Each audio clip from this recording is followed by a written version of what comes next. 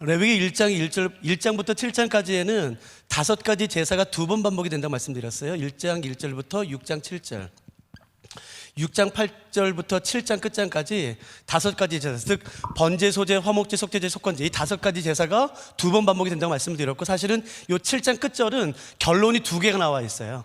그러니까 결론 첫 번째는 이 두 번째, 제사장이 만일에 부정하게 됐을 경우 어떻게 제사를 드릴 것인가, 이에 대한 결론이고, 마지막 7장의 그 부분은 전체의 결론으로 되어 있습니다. 번제의 목적은 뭐라고 말씀드렸죠? 하나님의 진노를 해결하는 것이었어요. 소제의 목적은요, 감사, 조공, 그리고 화목제의 목적은요, 죄와 관련됐을 경우에는 깨어진 관계의 회복, 그리고 죄와 관련이 없을 경우에는 감사, 서원, 자원이라고 말씀을 드렸죠. 5가지 제사 가운데 가장 중요한 것, 그건 속죄제입니다. 왜요? 죄 자체를 해결하니까. 그리고 죄로 말미암아 생긴 어떤 손해를 배상하고 보상하는 것은 속건제라고 말씀을 드렸죠. 이것은 기능과 역할과 목적에 따른 5가지 분류이고, 드리는 방법은 몇 가지였나요? 4가지였었어요. 불에 태우는 화제, 옆으로 흔드는 요제, 위로 드는 거제, 그리고 재물이 끝까지 다 타도록 하는 것은 전제, 관제라고 말씀을 드렸죠. 그리고 8장은 출애굽기 29장에 근거해서 이 땅에서 최초로 제사장이 위임받아요. 정확한 절차에 따라서, 순서에 따라서 이제 아론과 그의 아들들이 제사장으로 위임받고, 9장은 그 위임받은 제사장들이 하나님, 1장부터 7장에 언급된 방법 그대로 하나님께 제사를 드리는 장면이 바로 9장이라고 말씀을 드렸죠. 6장 8절부터 시작해서 여기 이 부분에서 이 앞부분과 구별되는 가장 중요한 것은 몇 가지 특징이 있는데, 그 중에 한 가지는 제단의 불을 꺼뜨리지 말라는 것이었어요. 왜냐하면 9장 아론과 그의 아들들이 제사를 드렸을 때의 첫 번째 제사의 불은 인간이 만든 불이 아니라 하나님께로부터 주어진 불이었기 때문에 라고 말씀드렸죠. 그래서 하나님께서 하시는 명령은 뭐냐면은 그 번제단에 있는 불을 꺼뜨리지 말아라 라는 것이에요. 그리고 이제 구약 성경에 자세히 나와 있진 않지만, 구약 성경에 랍비들의 주석서라고 불려지는 미드라시와 미시나라는 것이 있거든요. 미드라시와 미시나에 의하면 그 성소에서 사용되는 모든 불은 번제단의 숯을 취해서 가져가게 되어 있습니다. 절대로 다른 데서 불을 인위적으로 만들 수 없게 되어 있어요. 그러면 성막에 불이 필요하죠. 지성소가 있고 성소가 있죠. 그 성소에는 불이 피는 게 2군데가 있죠. 성휘장 바로 앞에 뭐가 있죠? 금향단이 있어요. 소합향, 나감향, 풍자향, 이 3가지 향을 피워서 하게 되면 그때 반드시 불이 필요하죠. 그리고 또 여기 뭐가 있나요? 등대가 있어요. 그 등대에 불을 붙일 때도 그냥 자기가 가져와서 그냥 부싯돌 같은 거, 성냥이나 그런 걸로 하면 안 되고, 반드시 하나님께서 주신 이 번제단의 숯을 취해서 반드시 가져가게 되어 있습니다. 그렇기 때문에 제사장에게 주어진 가장 중요한 임무 가운데 하나는 뭐냐면은 이 불이 꺼지지 않도록 하는 것이에요. 그래서 10장이 중요합니다. 이 10장은 내용이 몇 가지 살펴볼 것이 좀 있어요. 한번 10장을 보도록 하시겠습니다. 10장 1절의 말씀은 그러므로 우리가 지금까지 살펴봤던 말씀을 기준으로 해석할 필요가 있지요. 어떤 신학적인 다른 논제들을 우리가 굳이 가져올 필요가 없이 그냥 본문의 흐름상 본다면 10장은 난해 구절이 아니에요. 10장 1절, 아론의 아들 나답과 아비후가 각기 향로를 가져다가 여호와께서 명령하시지 아니하신 다른 불을 담아 여호와 앞에 분향합니다. 여호와께서 명하지 않으신 다른 불이에요. 그래서 어떻게 되나요? 불이 여호와 앞에서 나와 그들을 삼킴에 그들이 여호와 앞에서 죽은지라. 그러니까 굉장히 중요한 사건이에요. 그러니까 여호와께서 명하지 않으신 다른 불을 가져갔어요. 그럼 도대체 그 불은 뭐냐는 거예요. 그러니까 이 번제단 이외에 다른 불이었겠죠. 그러니까 어떻게 만들었는지 정확히 모르겠지만, 하나님께서 말씀하신 그 불 이외에 다른 불로 가져간 거예요? 왜일까요? 굳이 필요 없다 생각했겠죠. 불이면 다 같은 불이지, 꼭 번제단에서 가지고 와야 돼 라는 것이에요. 이걸 가볍게 생각하지 마세요. 하나님의 말씀을 대놓고 무시하는 것이에요. 그렇게 할 필요가 뭐 있냐. 그렇게 할 필요가, 합리적으로 해라. 합리적으로. 꼭 무슨 번제단에서 가져올 필요가 있어. 이렇게 하면 훨씬 쉽다, 훨씬 합리적이다, 훨씬 상식적이다. 하나님의 말씀의 권위보다 훨씬 더 다른 것들이 올라가는 것이에요. 그것이 얼마나 성경에서 경계하는 건지 우리가 봐야 됩니다. 절대로 안 되는 것이에요. 하나님께서 말씀하시면 그대로 하는 것이에요. 11장 이후 우리가 살펴보겠지만 수많은 율법들이 나와요. 해야 되는 것, 하지 말아야 되는 것. 사도 바울이 기록한 열쇠서신에 보면은 대부분 앞에는 교리가 나오고 뒷부분에는 실천편이 나오죠. 어떻게 해야 되는지, 남편은 아내에게, 아내는 남편에게, 부모는 자녀에게, 자녀는 부모에게, 종은 상전에게, 상전은 종에게, 또 누군 누구에게 어떻게 해야 되는지 자세히 나와요. 그거 한마디면 끝납니다. 1시간짜리 강의도 필요 없어요. 10초면 돼요. 하라는 거 하시면 되고 하지 말라는 거 안 하면 돼요. 무슨 그렇게 말이 많아요. 하나님께서 하지 말라면 안 하면 되는 것이에요. 거기에 무슨 설명이 필요합니까? 하나님의 말씀인데, 내 생명에, 내 호흡에, 내 코에 생명을 불어 넣으신 분의 말씀이에요. 내 생명의 주인, 이 교회의 머리 대신 예수 그리스도의 말씀이에요. 근데 무슨 그렇게 말이 많습니까?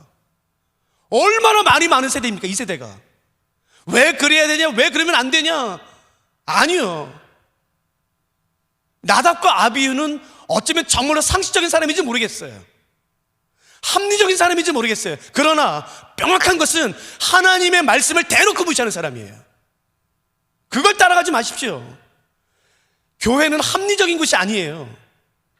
상식적인 것이 아닙니다. 교회는 하나님의 말씀이 기준되는 것이에요. 하나님의 말씀이 멈추려면 멈추는 것이에요. 하나님의 말씀이 하라면 하는 것이에요. 그것이 어떤 소리가 온다 할지라도 하라면 하는 것이에요. 하나님의 말씀보다 그 위에 더 많은 것들이 올라가 있는 세대. 예수 그리스도의 자리를 대신하는 수많은 이론들, 수많은 신학 사상들, 어떤 신학자의 이론들, 그거는 절대로 아무리 유명한 사람이랄지라도 하나님의 말씀보다 더 많은 권위를 가질 수는 없어요. 아니, 가져선 절대로 안 되는 것이에요. 교회는 이미 세상에 수많은 상식들이 들어와 있습니다. 그걸 밀어내지 않으면 교회는 망하게 돼 있어요. 에이, 절대 교회는 안 망해. 아니요. 역사가 증명합니다. 그 찬란했던 에베소 교회가 어디 있는지 아세요? 그 최초의 예루살렘 공의회, 오순절 성령이 임했던 그 예루살렘 교회가 지금 어디 있습니까? 골로새 교회, 라오디게아 교회, 빌립보 교회, 역사에서 사라졌어요. 교회가 망하지 않는다고요? 아니요, 교회 망합니다. 하나님의 말씀보다 다른 어떤 상식들, 생각들, 그것들이 신학이라 할지라도 그것이 말씀 위에 쓰는 순간 교회는 반드시 망하게 돼 있어요. 아니요, 망해야 되는 것이에요. 그건 더 이상 교회가 아니니까. 교회는 두려워야 됩니다. 하나님 말씀보다 그 어떤 것도 그 위에 서면 안 돼요.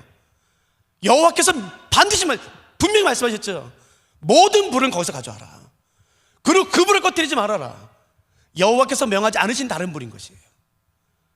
이게 얼마나 두려운지 알아야 돼요. 여러분, 사무엘상 잠깐 보실까요? 하나님께서 뭐라고 말씀하시나?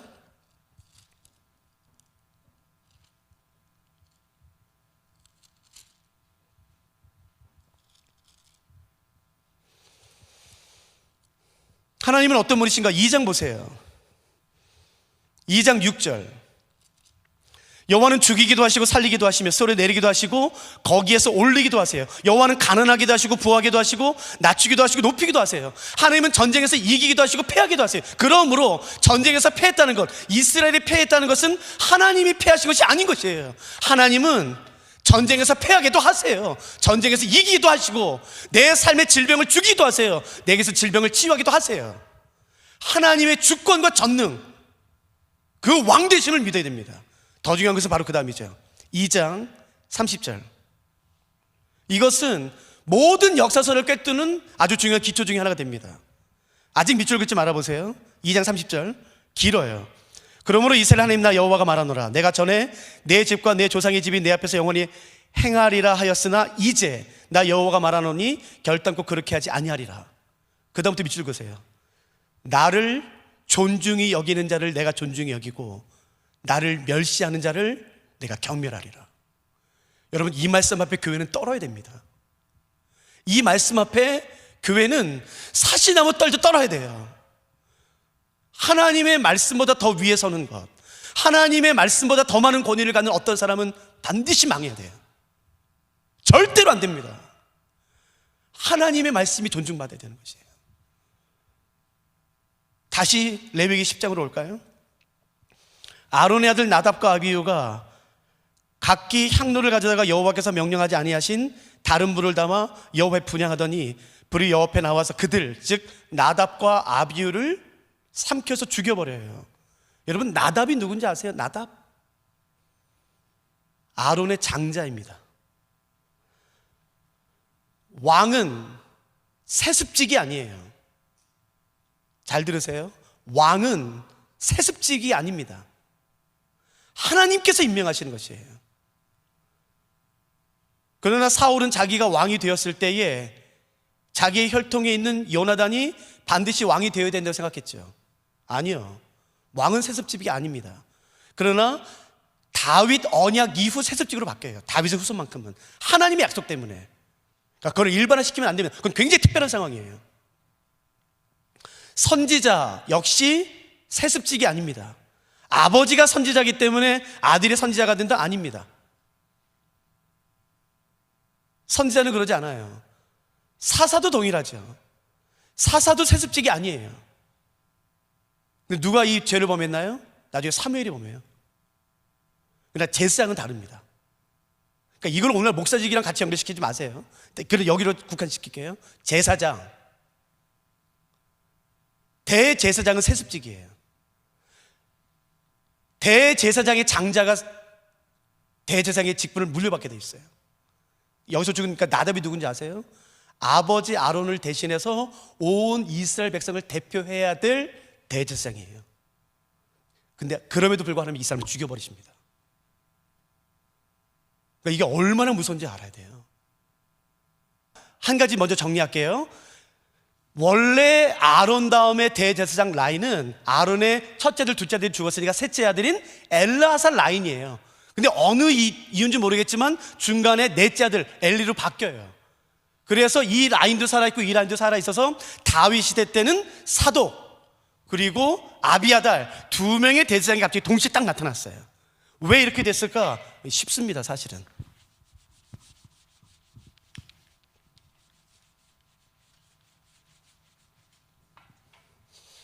이스라엘 백성들이 출애굽하자마자 시내산에 도착하죠. 시내산에 도착했을 때가 뭐 전통적으로 봤을 때가 출애굽 연대를 1446년으로 봐요. 주전. 물론 1200년대로 보는 학자들도 있고 1400년대로 보는 학자들이 있는데 아무튼 뭐 출애굽한 다음에 그 다음에 시내산에 도착해서 거의 1년 동안 머물면서 성막을 만들고 언약궤를 만들고 십계명 두 돌판을 받지요. 그러고 나서 그 언약궤는 그 성막과 함께 계속해서 움직여요. 40년 동안 광야에서 지난 다음에 여호수아에 의해서 이제 가나안 땅에 들어가요. 그러니까 처음에는 길갈에 머물죠. 그러나 여호수아서에 보면은 이제 중앙 성소가 어디로 바뀌냐면은 실로로 바뀝니다. 실로. 그래서 실로라는 것은 어떻게 되냐면은 여호수아 때부터 사무엘 때까지 무려 200년이 넘는 동안에 이스라엘의 중앙 성소 개념을 감당해요. 예루살렘처럼. 그러니까 중앙 성소 움직이지 않습니다. 그러니까 여호수아 때부터 무려 사무엘 때까지 200년이 넘는 그 긴 기간 동안 성막은 움직이지 않아요. 한 곳에 있어요. 그게 바로 실로입니다. 실로. 혹시 성지순례 다녀오세요?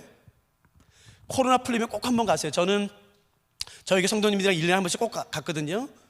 그리고 저희 학교에 아예 전 스위스 로잔에서 있었는데 스위스 로잔에는 아예 학사 일정에 성지순례 2주 넣었어요. 왜냐면 스위스 로잔에서 이스라엘까지 왕복 비행기가 20만 원밖에 안 해요.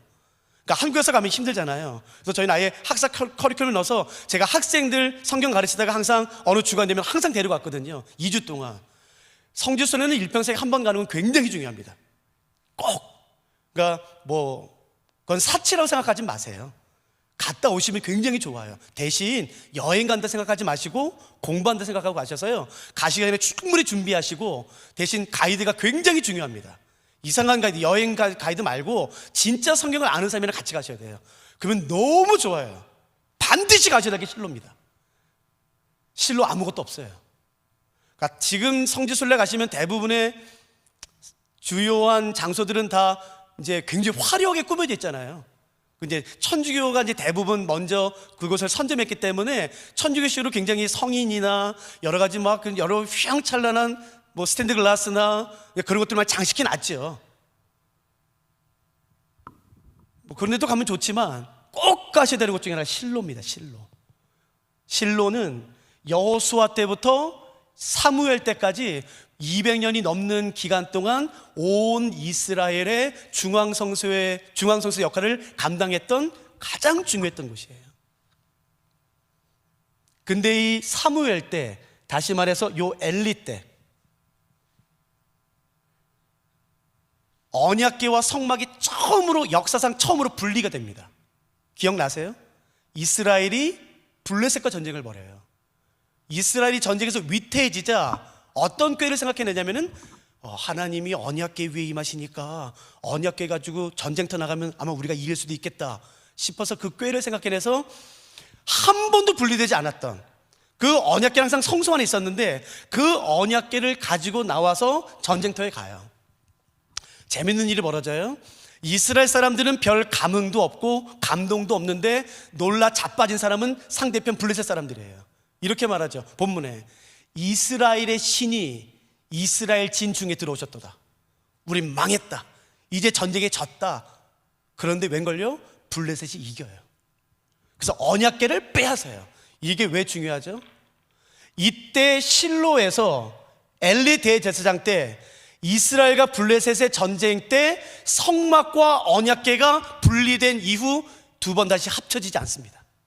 이게 그래서 선지서를 보실 때에 특별히 예레미야서나 다른 선지서에서는 하나님이 성전을 회파하실 때 이렇게 말해요.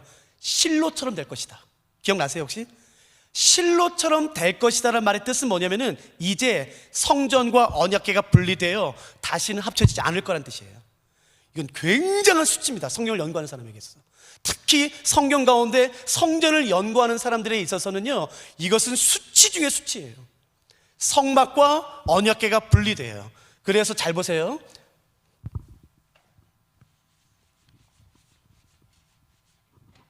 언약궤는 실로에 있었죠. 그래서 어디로 가져가냐면은 에벤에셀로 가져가요. 에벤에셀 전투에서요. 근데 빼앗겨요. 한번 우리가 가지고 있는 성경 지식을 총동원해 볼까요? 그래서 어디로 가나요? 블레셋, 아스돗이죠.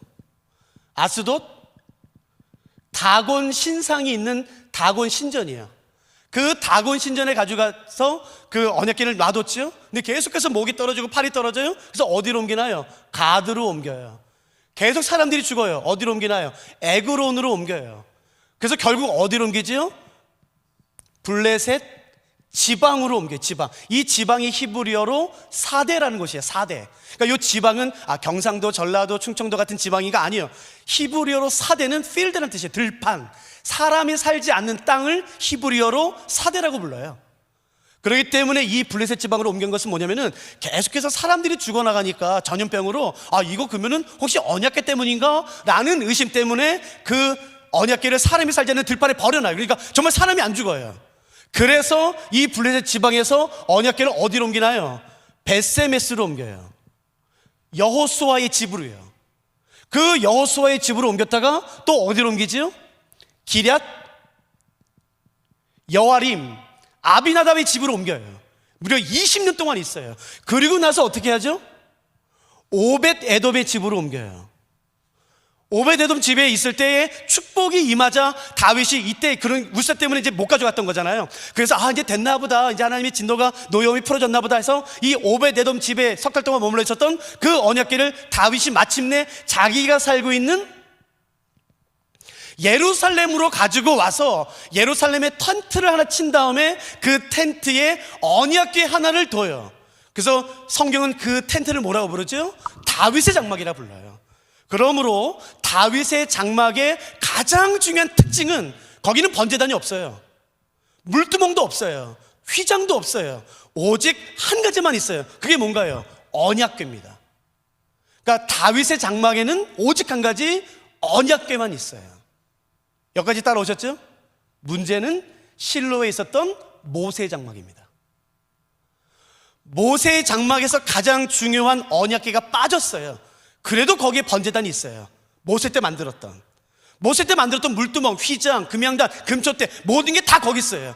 그러면 모세 장막은 어디 있나요? 지금 언약궤는 예루살렘에 와 있어요. 그러면 모세 때 만들었던 바로 그 모세 장막은 어디 있나요? 몰라요. 그러나 추측할 수 있는 것은 실로에서 어느 순간 계속해서 움직이다가 이제 실로에서 벗어나는 것은 확실해요. 왜요? 다윗이 사울을 피해 도망가다가 혹시 기억나세요? 다윗이 무엇을 먹지요? 진설병을 먹어요. 진설병은 이스라엘 12지파 동네마다 다 만들 수 있는 떡이죠. 절대로 안 됩니다. 진설병이라는 떡은 이스라엘에서 오직 한 곳에서만 만들 수 있어요. 어디요? 성전, 성막이 있는 곳이에요. 그게 어디였나요? 높당이었어요. 높당. 그러므로 성경학자들이 추측하는 것은 그 모세 장막은 어떤 이유로 어떤 때인지는 정확히 아무도 몰라요. 그러나 실로에서 분명히 높당으로 옮겨집니다. 누가 옮겼는지는 몰라요. 기록이 안 나와 있어요. 그러나 높당에서 또 반드시 움직여져요.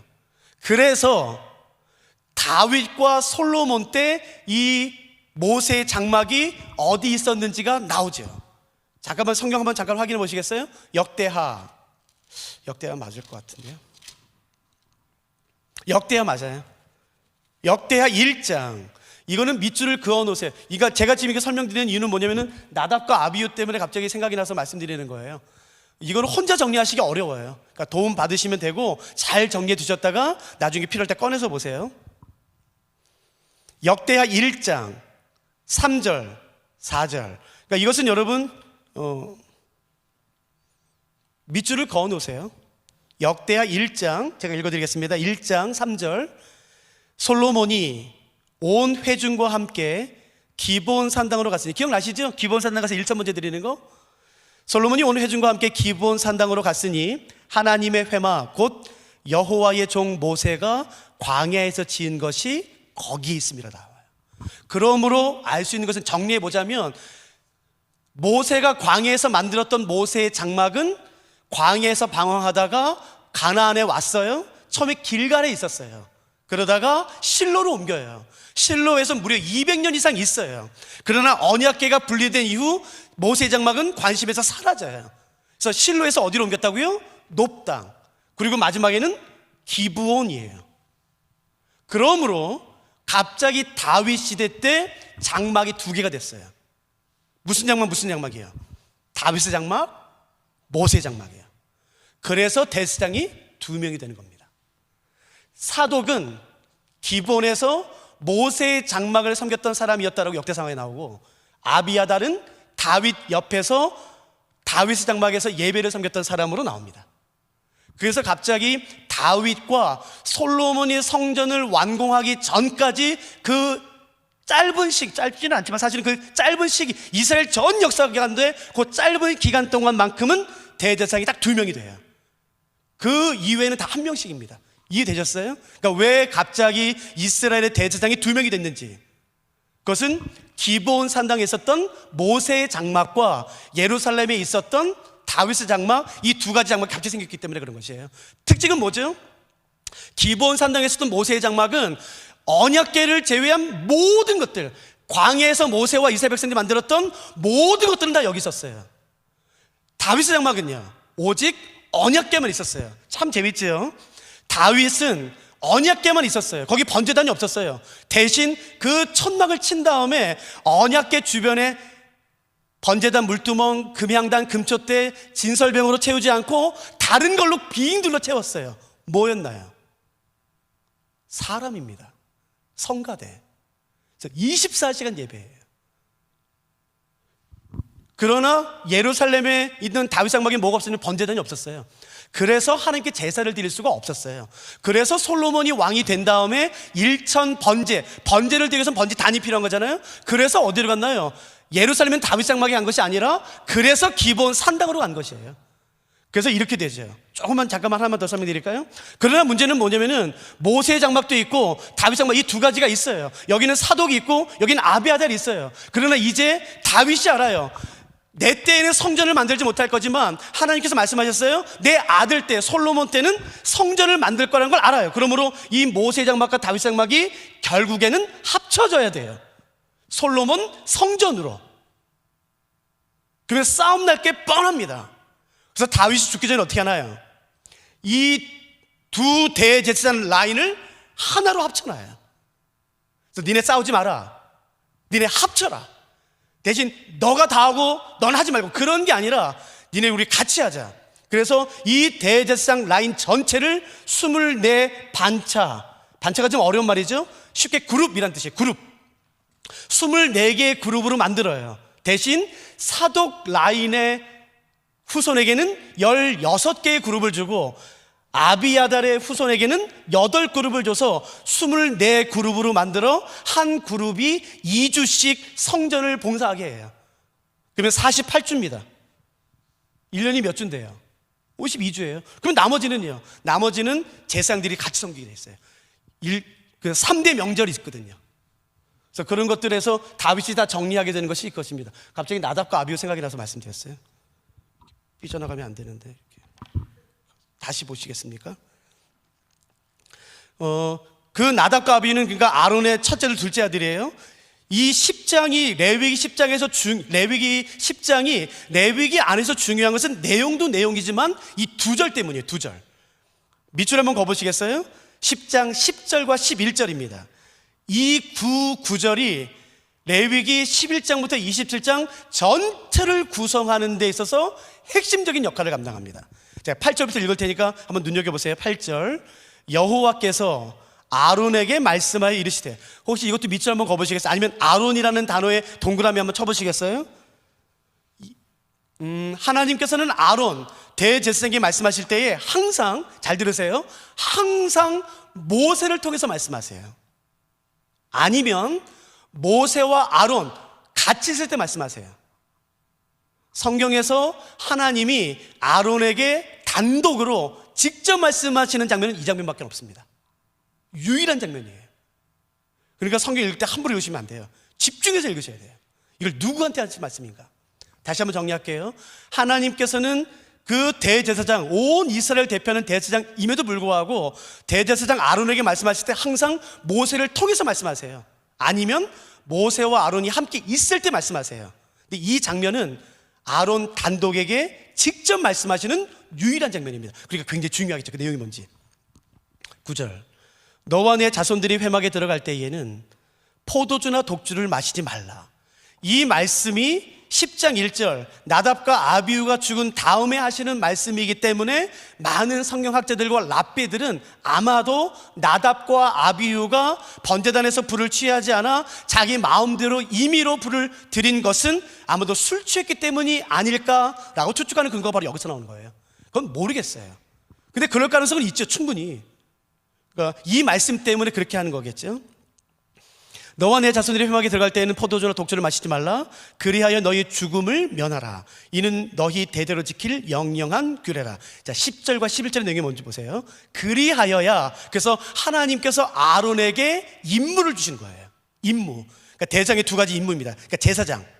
그리하여야 너희가 거룩하고 속된 것을 분별하며 부정하고 정한 것을 분별하고. 그러니까 대제사장과 제사장에게 주시는 하나님의 첫 번째 미션, 임무는 뭐냐면은 너희 이스라엘, 나의 나라, 하나님의 나라 이 안에서 거룩하고 속된 것, 부정하고 정결한 것이 무엇인지 분별하도록 하는 것이에요. 그러니까 제사장의 첫 번째 역할은 뭐냐면은 이것은 됩니다, 이것은 안 됩니다, 이것은 부정합니다, 이것은 괜찮습니다 라고 구별해 줘야 돼요. 그게 첫 번째 임무. 두 번째 11절. 또 나 여호와가 모세를 통하여 모든 규례를 이스라엘 자손에게 가르치리라. 그러니까 모세를 통하여 준 율법을 가르치는 것이에요. 그래서 제사장과 대제사장, 레위인들의 가장 중요한 역할은 뭐냐면은 첫째 분별하는 것, 둘째 가르치는 것이에요. 그래서 이 두 구절을 근거로 대부분의 랍비들과 이 레위기 전공한 신학자들은 11장부터 27장을 이 말씀에 기반해서 구분합니다.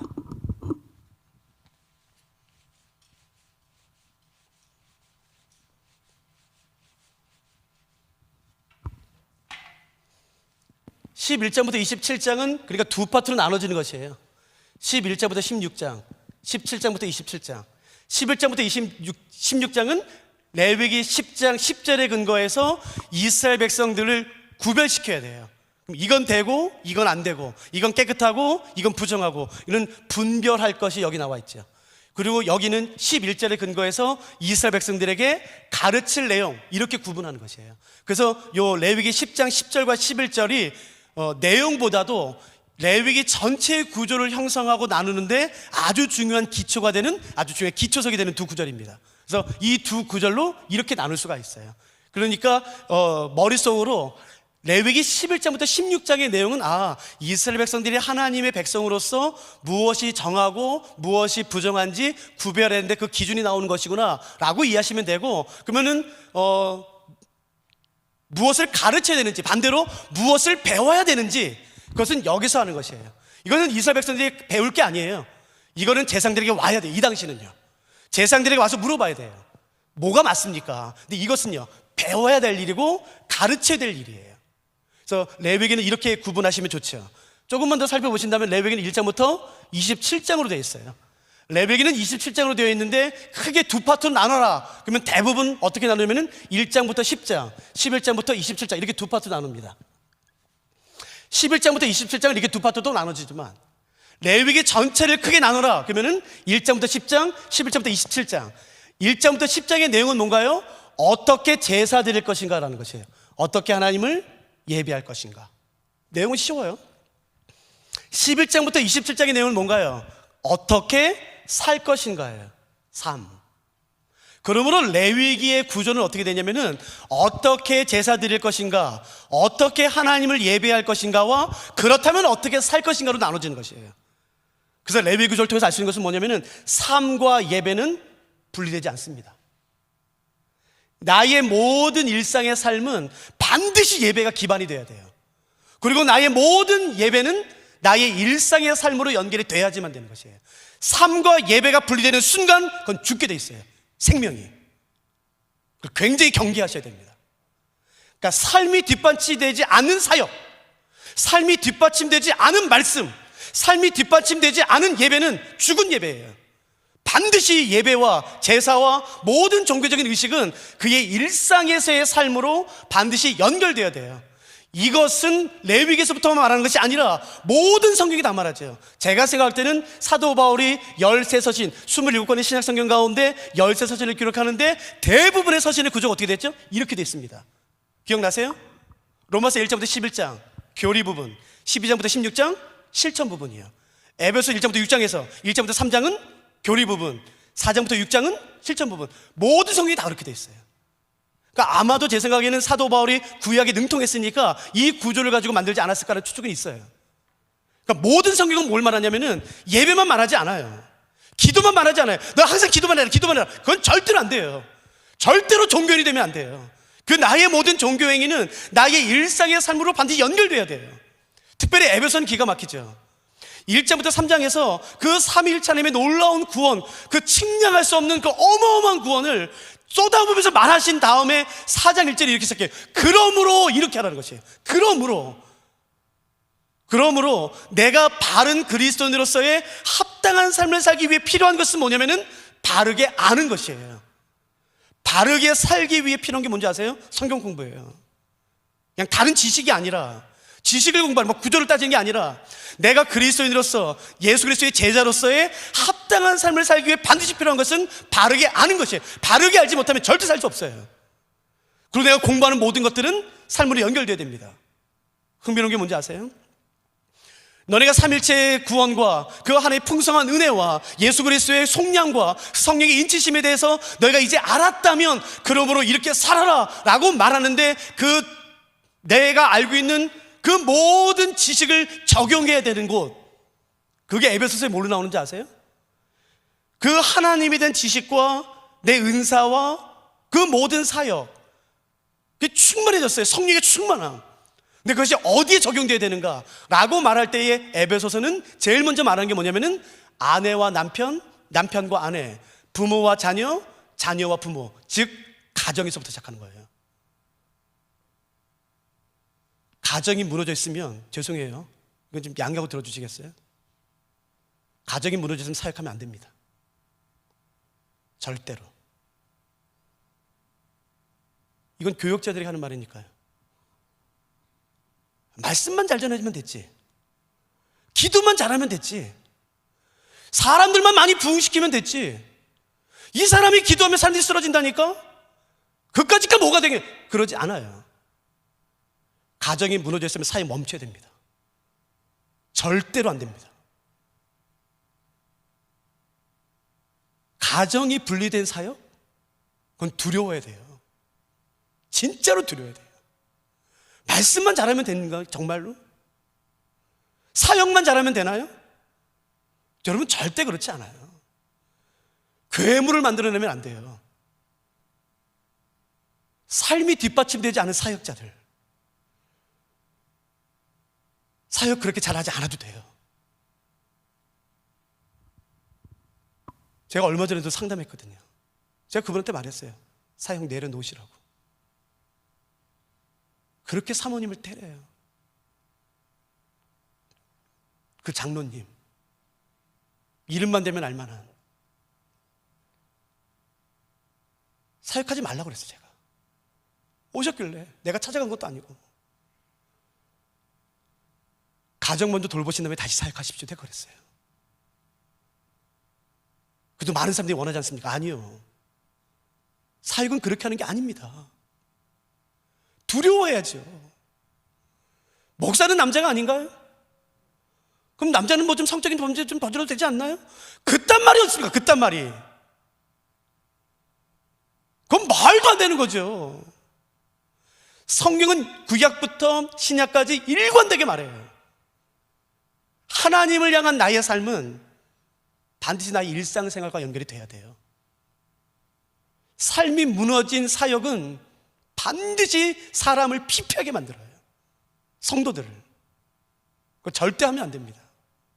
성도님들도 마찬가지예요. 헌금만 잘하면 됐지, 주일 성수만 잘하면 됐지. 아니요. 나의 성령의 충만함이 가장 먼저 적용돼야 되는 것은 텔레비전에 나와 있는 그 아프리카에 죽어가는 애들이 아니에요. 그 영상 보면서 울지 않을 사람이 어디 있습니까? 다 울지. 나의 성령의 충만함이 가장 먼저 적용돼야 되는 것은 내 남편, 내 아내예요. 그러니까 함부로 말하면 안 돼요. 내 자녀, 내 부모님이에요. 성경이 그렇게 말해요. 성경이. 다른 곳에 가서 성령의 충만함을 사용하려고 하지 마세요. 하나님께서 나에게 주신 은혜, 성령의 충만함, 깨달음, 어떤 마음에 부드러워진 은사, 그런 모든 것들을 반드시 가정에서부터 하는 것이에요. 내 남편에게, 내 아내에게.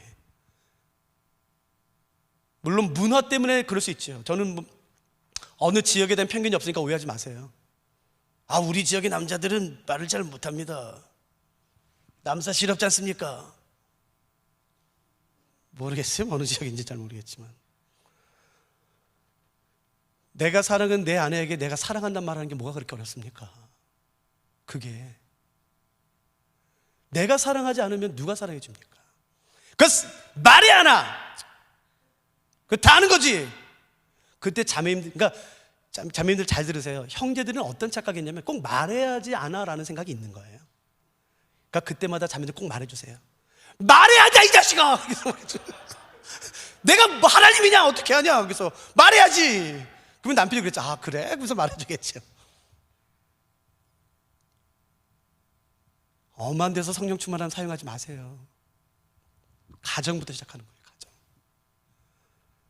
그 나의 성령 충만함이, 여러분 생각해 보세요. 내 자녀를 대할 때, 내 남편과 아내를 대할 때, 내 부모를 대할 때부터 나타나기 시작한다면 그 삶이 얼마나 행복하겠습니까? 그러니까 레위기부터 그걸 말하는 거예요. 하나님을 예배하는 삶과 하나님을 향한 삶과 내 일상의 삶이 연결되지 않으면 성경은 분리되는 것이에요. 그러니까 거기서 생명은 끊어지게 돼 있어요. 그러니까 그걸 쉽게 생각하지 마십시오. 그러니까 내 삶을 돌아봐야 돼요. 그것이 레위기에서 말하는 것입니다. 그래서 이제 11장으로 넘어가면 11장부터 16장은 다시 말씀드리지만 구별된 백성, 즉 거룩함이라는 것은 구별되다라는 뜻이지 않습니까? 다르게 사는 것이에요. 그러니까 하나님께서 그의 백성에게 요구하시는 것은, 잘 들어보세요, 탁월한 삶이 아니에요. 탁월한 것이 아니에요. 신약성경 마태복음부터 요한계시록까지 27권이 나오죠. 27권의 신약성경 가운데 성공 이란 단어가 몇 번 나올 것 같으세요? 성공. 저 목사님들의 성경 가르친 사람이니까 저 믿으셔도 돼요. 아니면 나중에 검색해 보시든지. 마태복음부터 요한계시록 가운데 성공이 몇 번 나오는지 아세요? 단 한 번도 안 나옵니다. 그러므로 우리는 성공하도록 부름받은 사람들이 아니에요. 부름받지 않은 것을 위해 애쓰지 마세요. 그러나 신약성경뿐만 아니라 구약성경에서 반복돼서 말하는 게 뭔지 아세요? 거룩하라는 것이에요. 신실하라는 것이에요. 하나님께서는 우리로 하여금 거룩하도록 부르셨어요. 신실하도록 부르셨어요. 성공하도록이 아니라. 부름받지 않은 것을 위해 애쓰지 마시고 부름받은 것을 위해 애쓰세요. 그러면 다 실패하라는 뜻인가요? 그러면 좀 섭하죠. 그건 좀 유치한 해석 아닙니까? 아니요. 도구와 목적의 관계예요. 우리의 삶의 목적을 성공에 두지 말라는 뜻이죠. 우리의 삶의 목적은 거룩함이에요. 신실함이에요. 하나님께서 여러분에게 어떤 분야에 대해서 성공하도록 허락하셨어요? 너무 감사하죠. 예, 성공하세요. 제발 좀 성공하세요. 저는요, 그리스도인들 공부 안 하는 거 되게 싫어해요. 이런 말 해도 되나? 그 게으름 피는 것도 너무 싫어요. 저는 24년 동안요, 하루에 4시간 이상 자본 적이 없어요. 그걸 따라하는 건 아니지만 공부 좀 하셔야죠. 여러분, 기도하는 사람이 서울대 갑니까? 공부하는 사람이 서울대 갑니까? 공부하는 사람이 서울대 가는 거예요.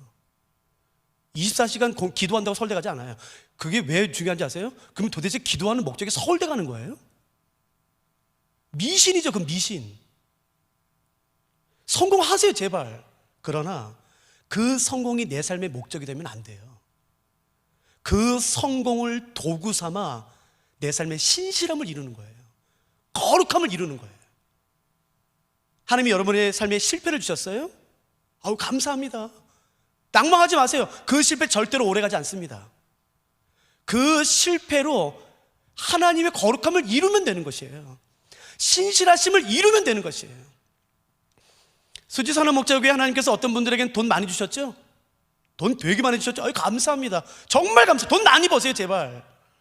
그러나 그걸 목적으로 삼지 말고 그 부함으로 나를 타락시키는 것이 아니라 나를 거룩하도록 하면 되는 것이죠. 내가 신실하도록 하도록 그 재정에 사용되면 되는 것이에요. 어떤 분 돈 안 주신 분 계시죠? 감사해요. 그거 절대로 오래 가르지 않으니까 괜찮아요.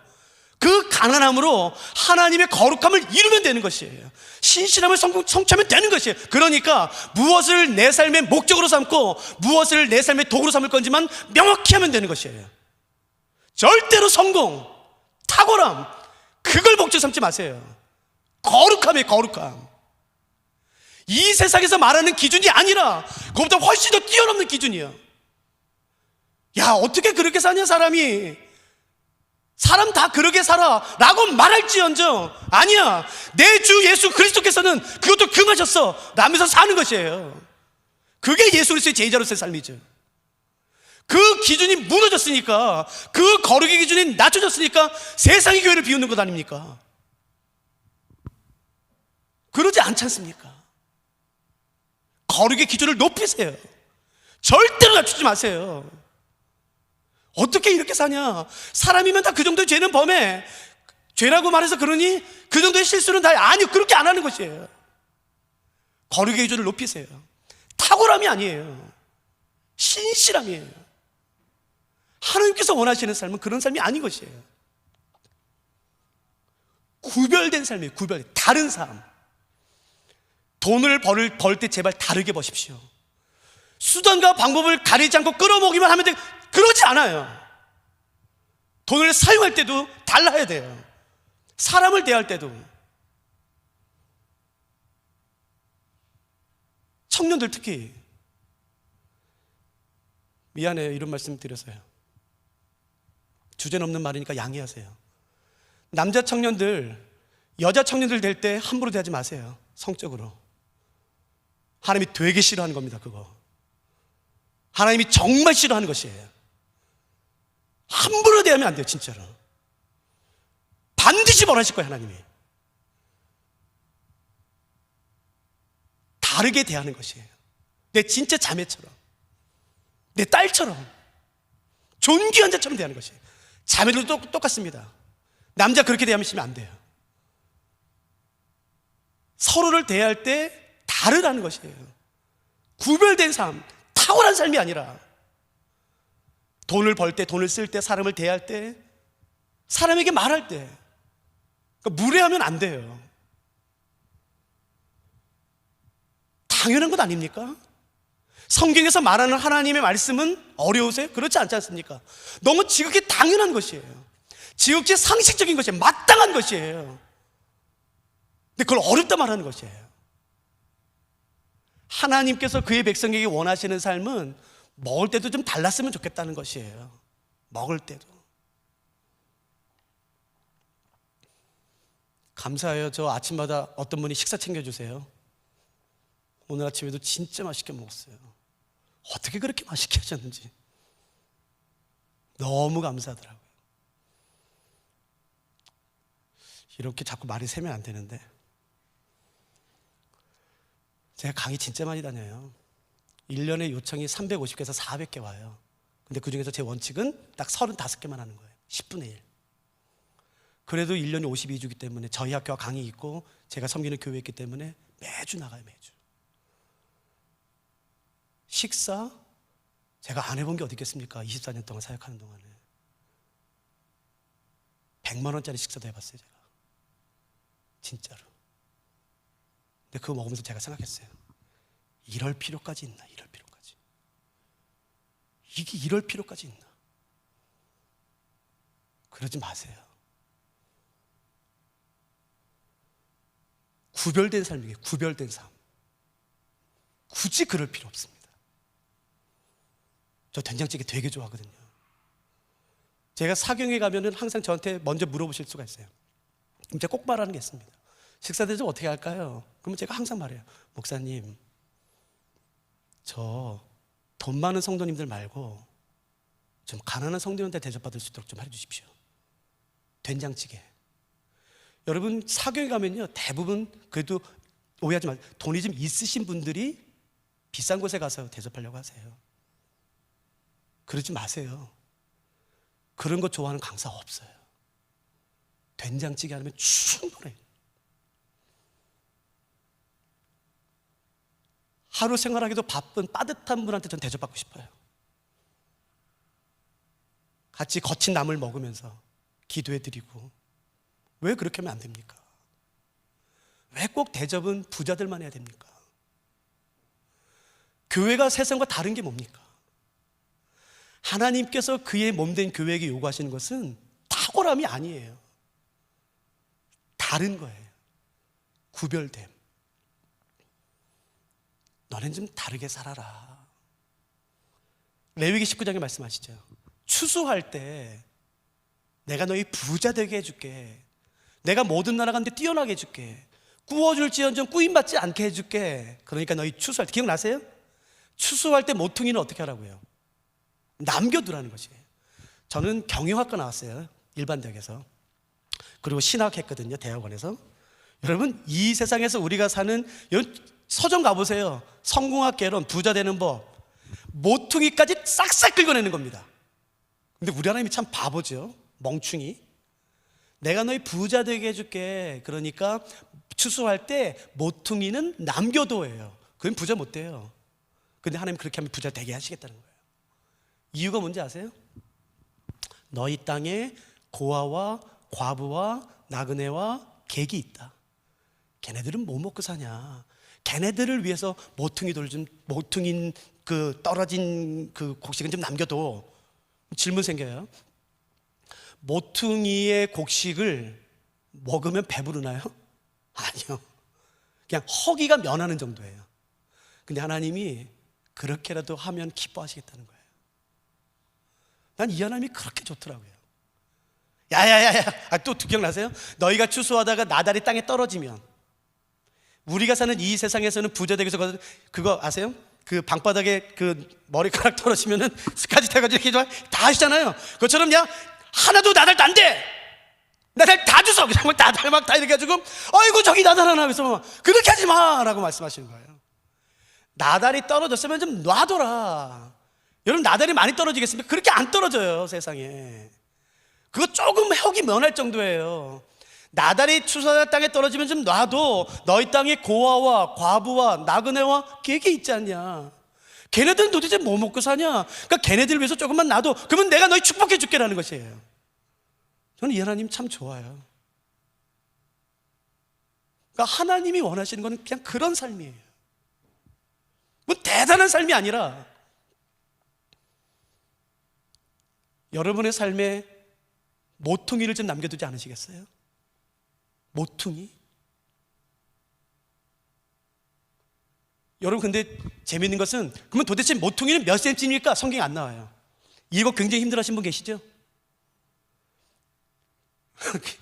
도대체 몇 센치야? 1m야? 2m야? 왜 성경이 그걸 말하지 않고 난리야? 난 그걸 말해줘야지만 편한데.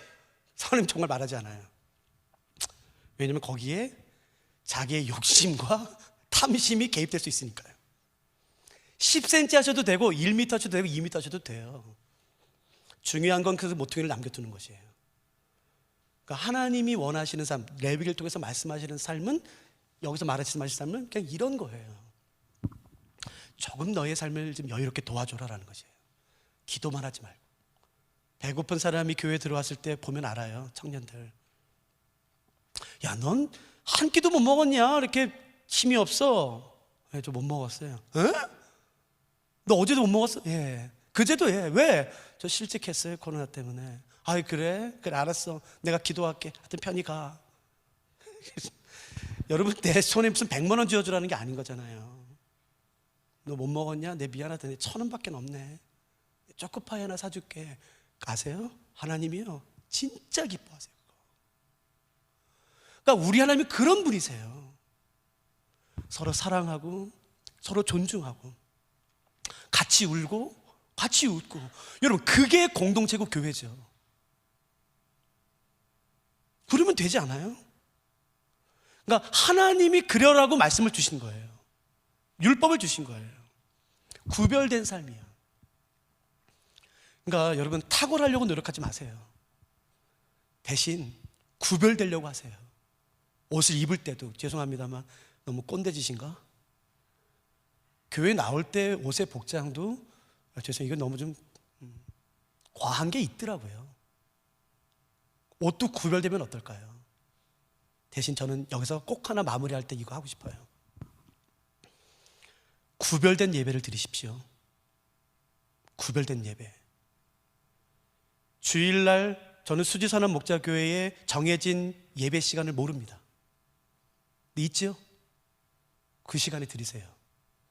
시간 날 때 아무 때나 영상으로 드리면 되겠지라는 생각으로 하지 마세요. 지금은 예외 상황입니다. 코로나라는.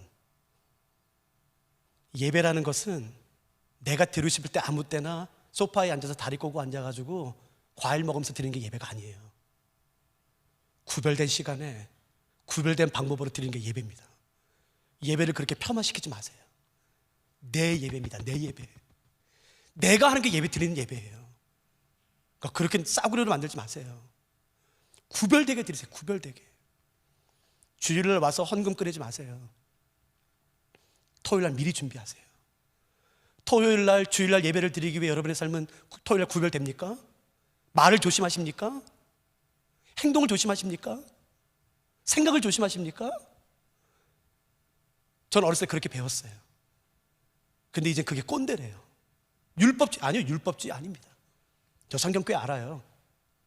그건 율법주의가 아닌 것이에요. 구별되는 거예요. 구별.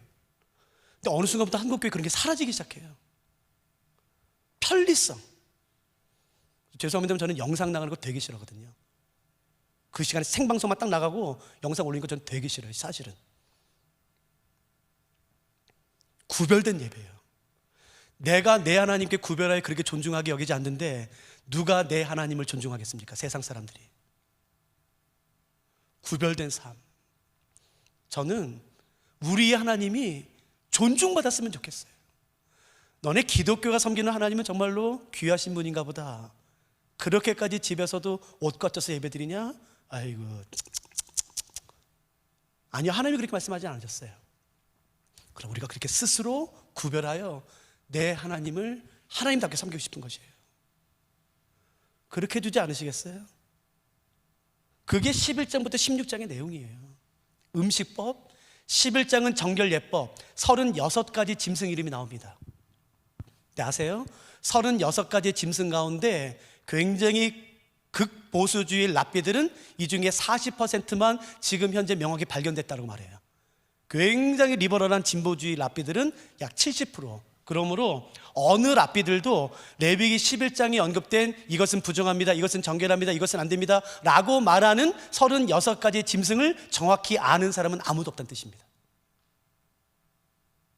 이게 무슨 말인지 제가 설명해 드릴게요.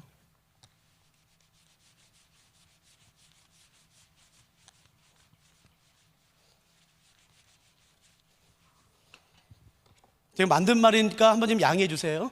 진리라는 것은 다 절대 진리예요. 진리라는 말 자체가. 그러나 이해를 돕기 위해 편의상 드리는 말씀이니까 한번 들어보세요. 절대 진리가 있고 상대 진리가 있어요. 절대 진리라면 모든 상황, 모든 사람, 모든 시간, 모든 장소에 적용되는 겁니다. 모든 상황, 사람, 시간, 장소예요. 문화에. 그러니까 장소가 달라진다고 달라지면 안 돼요.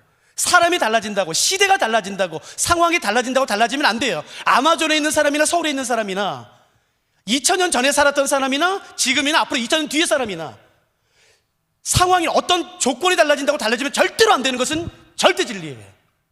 예수는 그리스도시다. 예수가 구약에 언급된 바로 그 메시아다. 이것은 아마존에 있는 사람이나 서울에 있는 사람이 똑같은 것이죠. 시대가 달라진다고 달라지면 안 되는 것이죠. 예수를 그리스도로 믿음으로 말미암아 구원받는다. 교회는 예수 그리스도의 몸이며 예수는 교회의 머리가 되신다 라는 것은 절대 진리인 것이에요. 이해되시겠어요? 그러나 성경에는 뭐가 있냐면요, 상대 진리가 있어요. 특정한 상황, 사람, 시간, 장소에만 적용되는 것이에요. 특정한 사람에게만 적용되는, 특정한 장소만, 특정한 시대에만 적용됐던 것을 우리는 상대 진리라고 부르는 것이겠죠. 성경에는 이 절대 진리와 상대 진리가 섞여 있다는 것을 이해하는 것이 굉장히 중요합니다. 제가 한번 예를 들어볼까요? 레위기 가지고 레위기 17장, 구체적인 예를 한번 들어드릴게요. 레위기 17장 보시겠습니까? 17장 3절 4절.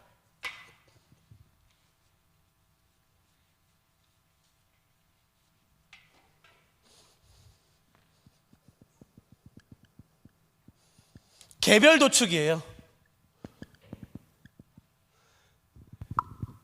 사람이 자기 마음대로 그냥 짐승을 죽이는 것, 개별 도축하는 것. 17장 3절 4절 말씀 읽어드릴 테니까 여기서 개별 도축이 허용되는지 금지되는지만 여러분이 찾아보세요. 제가 읽겠습니다. 이스라엘 집의 모든 사람이 소나 어린 양이나 염소를 진영 안에서 잡든지 진영 밖에서 잡든지 먼저 회막문으로 끌고 가서 여호와의 성막 앞에서 여호와께 예물로 드리지 아니하는 자는 피 흘린 자로 여길 것이라. 그가 피를 흘렸은즉 자기 백성 중에서 끊어지리라. 그러므로 개별 도축은 가능한가요? 가능하지 않은가요? 가능하지 않습니다. 반드시 짐승은 성막으로 가서 거기서만 죽여야 돼요. 제사를 위한 목적으로. 그 이외에 내가 있는 진영에서, 진 밖에서, 뭐 산에서 절대로 허용이 안 됩니다. 사냥을 제외하고는요. 개별 도축 금지예요. 됐죠? 그런데 같은 개별 도축에 대한 말씀이 이스라엘 백성들이 가나안 땅에 들어가기 전, 아직 광야인데 레위기가 아니지만 레위기와 같은 시대에 주어진 말씀에 또 하나 있어요. 잠깐 보실까요? 신명기 12장.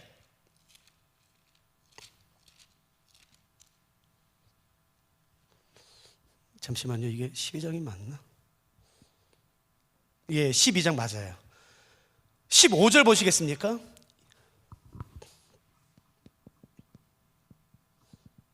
여기는 어떻게 되는지 보세요. 개별 도축이 어떤지. 12장 15절. 그러나 내 하나님 여호와께서 내게 주신 복을 따라 각 성에서 내 마음에 원하는 대로 가축을 잡아 그 고기를 먹을 수 있나니 곧 정한 자나 부정한 자를 막론하고 노루나 사슴을 먹는 것 같이 먹으려니와. 자, 개별 도축을 가능한가요? 안 가능한가요? 가능해요. 그러니까 같은 모세 오경인데 레위기에서는 금지되고 신명기에서는 허락이 돼요. 그러니까 개별 도축은 절대 진리인가요? 상대 진리인가요? 상대 진리죠. 어떻게 다른가요? 레위기는 이스라엘 백성들이 광야에 있을 때이고 신명기는 이스라엘 백성들이 가나안 땅에 들어갔을 때예요. 그러므로 우리가 알아야 되는 것은 뭐냐면은 성경에는 절대 진리, 장소가 바뀐다고, 시간이 바뀐다고, 사람이 바뀐다고, 문화와 상황이 바뀐다고 달라지면 안 되고 반드시 언제든지 적용해야 되는 절대 진리가 있지만 성경은 상황이 달라지면 달라져야 되는 것이 있어요. 이것을 구분하는 게 숙제예요. 이게 이제 기술이죠. 절대 진리, 상대 진리예요. 여러분, 디모데 전서 잠깐만 보시겠습니까? 디모데 전서 2장.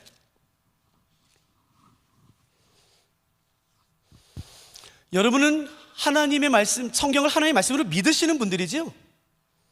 아니에요? 고개라도 좀 끄덕이세요? 그러니까 성경을 하나님의 말씀을 믿으시는 분이죠? 그러니까 제가 어떤 말씀을 읽든지 아멘 크게 하실 거죠? 아멘 하세요.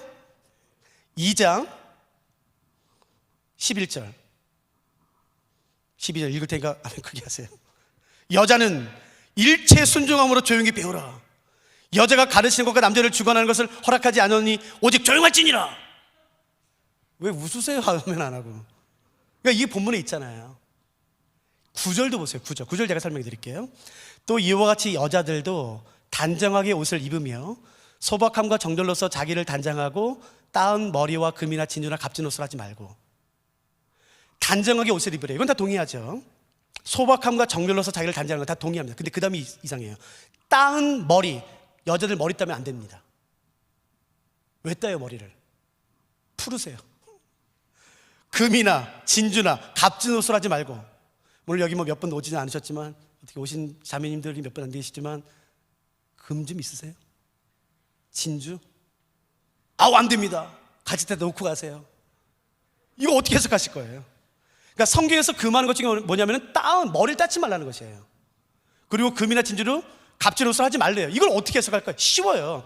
사실은 디모데 전서는 에베소에서 목회하고 있었던 디모데에게 보낸 편지예요. 에베소예요. 그 에베소는 아데미 신전이 있었고 그 아데미 신전은 제가 가지고 있는 문헌에 의하면 사도 바울 당시에 약 1000명의 여자 사제들이 있었어요. 왜냐하면 그 아데미를 숭배하는 그 예배 방식의 가장 대표적인 것은 뭐냐면은 신전 바로 밑에 조그만한 골방들 약 1.5m 되는 담으로 되어 있는 조그만한 골방들이 수십 개, 수백 개 있는 다음에 거기에 각각 여자 사제들이 들어가 있다고요. 그리고 여자 사제들과 성관계를 갖는 것이 예배 방식이에요.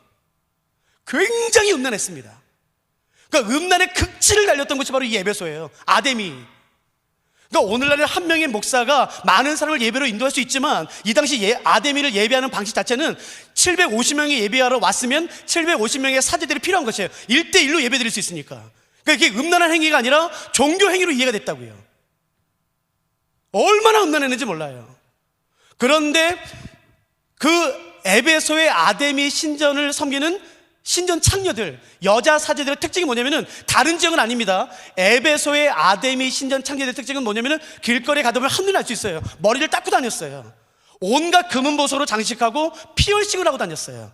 근데 다른 곳은 달라요. 고린도는 다릅니다. 머리를 염색하고 다녔거든요. 그러니까 모든 지역의 창녀들이 다 같은 모습이 아니라 에베소에 있는 신전 창녀들의 모습, 전형적인 모습은 뭐냐면은 머리를 닦고 금은보석으로 장식하고 피어싱을 하고 다녔어요. 그렇기 때문에 에베소에서 지나가다 누가 어떤 사람이 머리를 닦고 다니고 금보석 장식했어요, 피어싱했어요. 그러면 그 사람은 아데미 신전 창녀일 확률이 99.9%입니다. 이해되셨어요? 사도 바울이 그 에베소에서 목회하고 있었던 디모데에게 말하는 것이에요. 야야 참 디모데야, 너 여자 성도들한테 좀 제발 좀 말해라. 여자 성도들 제발 좀 머리를 좀 닦고 다니지 말라고 그래. 그리고 금은보서로 장식하고 다니지 말라고 그래. 그러니까 이걸 누구처럼 하고 다니지 말란 뜻인가요? 아담이 신전 창녀처럼 하고 다니지 말란 뜻이에요. 만일에 이것이 절대 진리라면은 사도 바울이 기록한 15서신 가운데 적어도 다른 서 로마서나 골로새서나 데살로니가전서나 빌립보서나 다른 성경에 단 한 번이라도 나와야 돼요. 근데 여기밖에 안 나옵니다. 에베소에 보낸 편지 이외에는 여자에 대해서 이렇게 말하는 것이 단 한 군데도 없어요. 그러므로 제가 드리고 싶은 말씀은 뭐냐면은 성경에는 절대 진리가 있어요. 절대로 바뀌면 안 되는. 그러나 성경에는 뭐가 있냐면은 이렇게 상황에 따라서 달라지는 것들이 있어요. 그런 것들을 이해하는 것이 굉장히 중요하죠. 다시 레위기로 돌아와서, 그러니까 레위기 11장부터 16장이 그런 게 많아요. 음식, 이건 먹으면 되냐 안 되냐. 재밌는 것은 뭐냐면은 11장에 언급된 짐승은 모두 36가지라고 말씀드렸죠. 그 36가지 짐승 가운데 이스라엘 백성들이 가나안 땅에 들어가서 지켜야 되는데 갔더니 가나안에는 그 짐승이 없어요. 아예 광야에만 있어요. 광야에만. 그 애굽에만 있어요. 지키고 싶어도 그 음식을 먹지 않으려고 해도 없어서 못 먹어요. 이해되시겠어요? 그러므로 레위기 11장의 법은 모든 사람들이 모든 세대에 지켜야 되는 절대 진리가 아니라 그 당시 주어졌던 것임을 우리가 알 수가 있겠죠. 그러나 여기도 절대 진리는 있어요. 구별된 삶. 그걸 우리가 알 필요가 있죠. 12장은 이제 아이 낳는 것, 13장부터 14장은 나병. 이 나병은 약간 좀 아쉬움은 뭐냐면은 히브리어로 짜라트라는 단어가 쓰였거든요. 짜라트. 이 짜라트를 나병으로 번역해요. 한센병. 옛날엔 문둥병. 지금은 이제 그 단어를 쓰긴 않지만. 그리고 우리는 나병을 하나님의 진노, 하나님의 벌로 보죠. 그 이유는 뭐냐면 이 단어 때문이에요. 짜라트라는 히브리어 뜻이 뭐냐면은 내려치다라는 뜻이에요. 이 짜라트라는 히브리어 자체가 내려치다. 주어가 누굴까요? 하나님으로 보는 거예요. 그래서 그 병은 하나님이 직접 내리치신 병으로 보기 때문에 그건 저주받은 것으로 보는 거겠죠. 그런데 이 짜라트라는 말의 가장 적절한 번역은 나병이 아니라 악성 전염성 피부병으로 보는 게 맞습니다. 악성 전염성 피부병, 전염성이 있는. 그래서 여기에 레위기 13장에 나오는 것은 21개예요. 나병의 종류는. 그러니까 피부병의 종류는. 그런데 이것은 미드라시아 미시나 라피 주석서에 의하면 72개로 확대됩니다. 그러니까 이것도 절대 진리가 아니라 상대 진리인 것을 알 수가 있죠. 그러니까 랍비들이 지금도 학파가 많아요. 그런데 요 13장과 14장을 해석할 때에 21개로 해석하는 것은 어디도 없습니다. 대부분 72개, 60개 다 그렇게 다르게 해석해요. 그러니까 이건 이것까지 확대 해석하고. 그래도 이것도 절대 진리가 아니라 상대 진리로 보는 것이 낫죠. 피를 먹지 말라는 말이 있어요. 그 말은 사실은 가나안 종교 문헌을 보시면은 쉽게 이해할 수가 있습니다. 피를 먹지 말라는 말은 가나안의 종교 의식과 굉장히 밀접한 관계가 있어요. 가나안 종교 가운데 어떤 신이냐면은 판신이 있어요. 판신, 염소 신이죠. 그 염소를 섬기는 판신이 있는데 지금 한 번만 양해하고 들어주시겠어요? 제가 조금만 더 자세히 설명드리지 않지만 그래도 좀 웬만큼 자세히 설명드릴게요. 이 가나안의 종교의 핵심 가운데 하나는 성관계예요. 가장 대표적인 것은. 근데 이 염소를 섬깁니다. 그래서 이제 예배 드리는 사람이 오죠? 그러면 이제 돈을 어느 정도 내요. 그럼 이제 예배 드리고 가요. 그런데 돈을 조금 더 헌금하지 않습니까? 그러면은 그 신을 섬기는 사제와 직접 성관계를 할 수 있어요. 영험이 있다고 믿는 거예요. 그래서 이 에베소처럼요. 고린도는 아프로디테죠? 그 방식이 똑같아요. 이게 가나안 중에서 다 왔어요. 그러니까 조금 헌금 내면 그냥 예배드리러 가는 거고, 헌금을 더하면은 그 신 가까이 섬기는 신의 사제와 직접 성관계를 갖는 것이에요. 그러니까 그게 성관계가 아니라 종교의식으로 보는 거죠.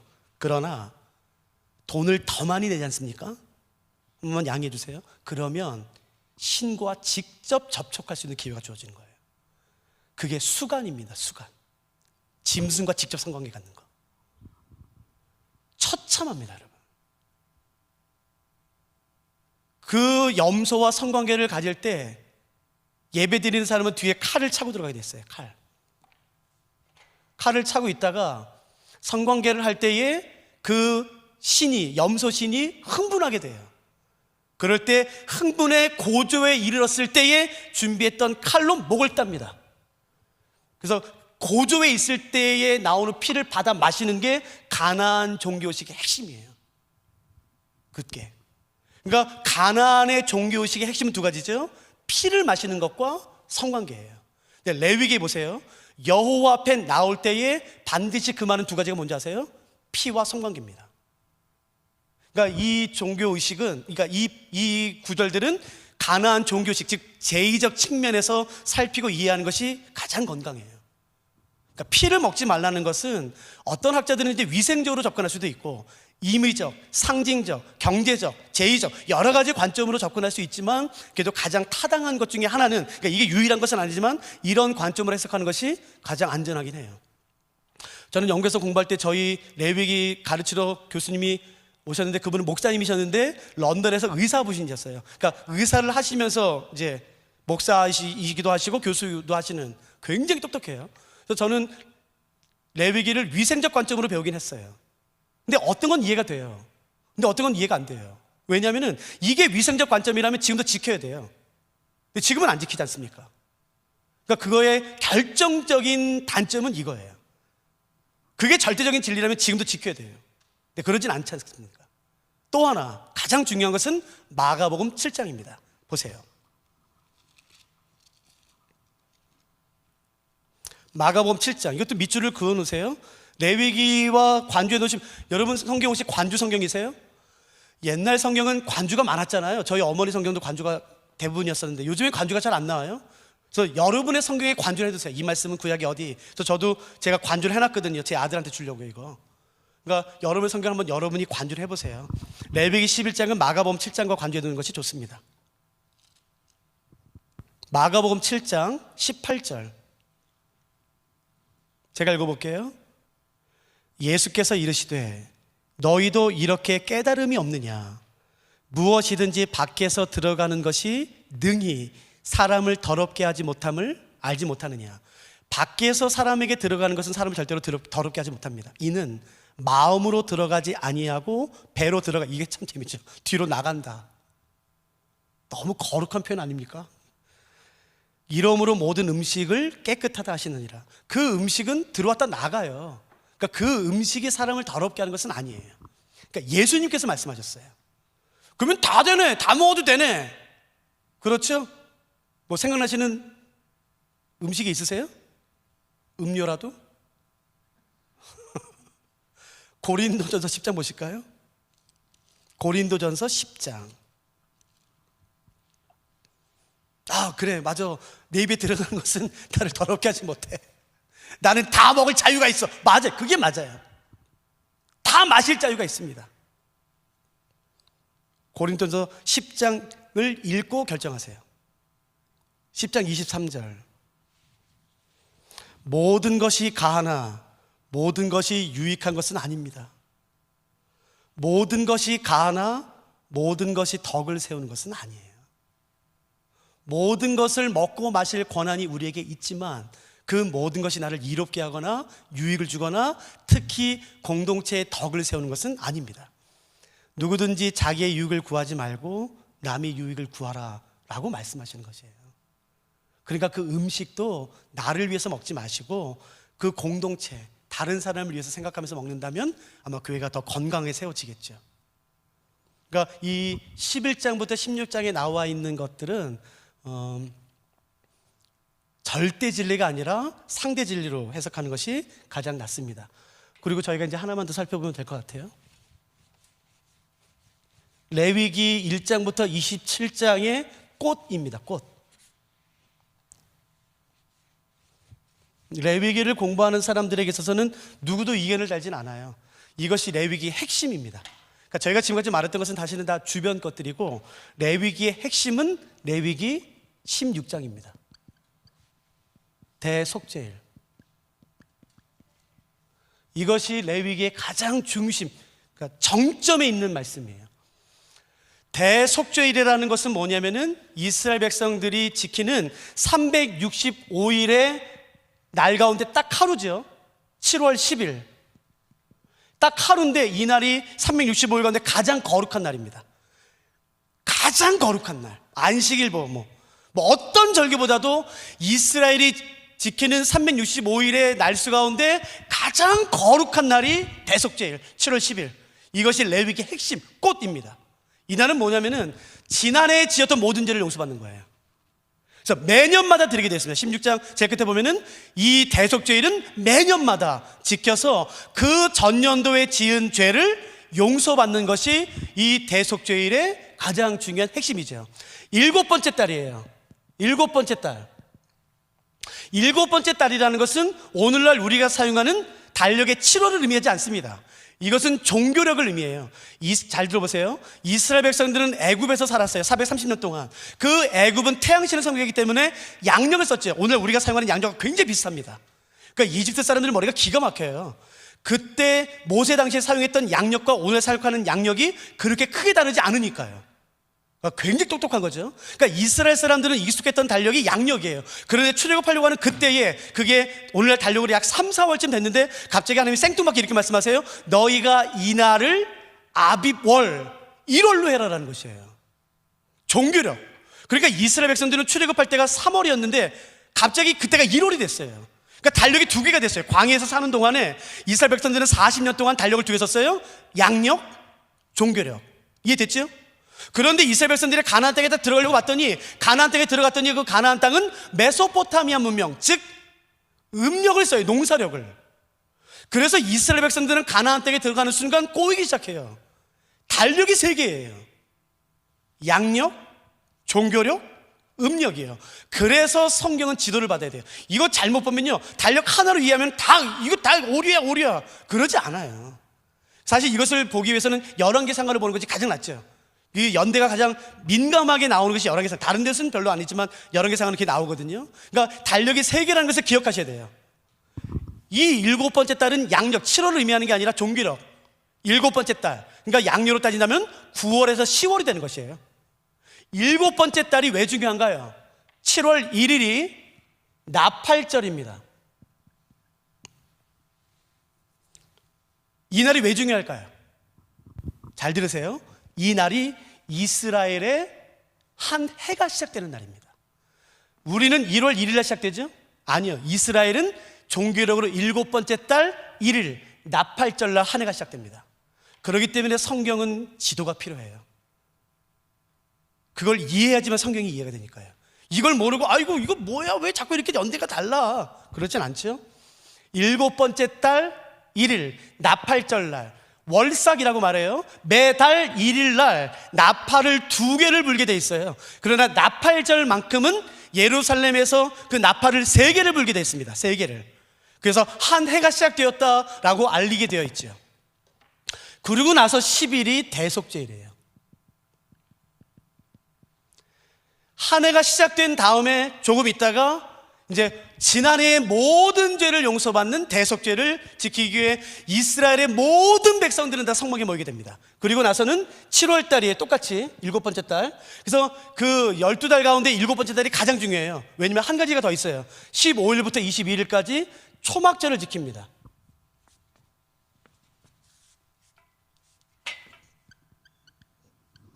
장막절이에요. 5, 6, 7, 8, 9, 10, 11, 7일 절기예요. 그런데 조심해서 보시다는 것은 7일 절기인데 성경에 자세히 보시면은 하루를 더하게 돼 있어요. 명절 끝 큰 날. 이거는 7번째 날을 의미하는 게 아니라 7일을 지키고 마지막 8번째 날을 의미하는 겁니다. 그래서 초막절은 8일 절기예요. 그러니까 7번째 달은 이 3가지 절기가 다 있죠. 그 중에 대속죄일이에요. 이 대속죄일이 대제사장이 지성소 들어가는 유일한 날입니다. 365일 가운데 유일하게. 여러분 혹시 기억나세요? 대제사장은 지성소에 몇 번 들어가나요?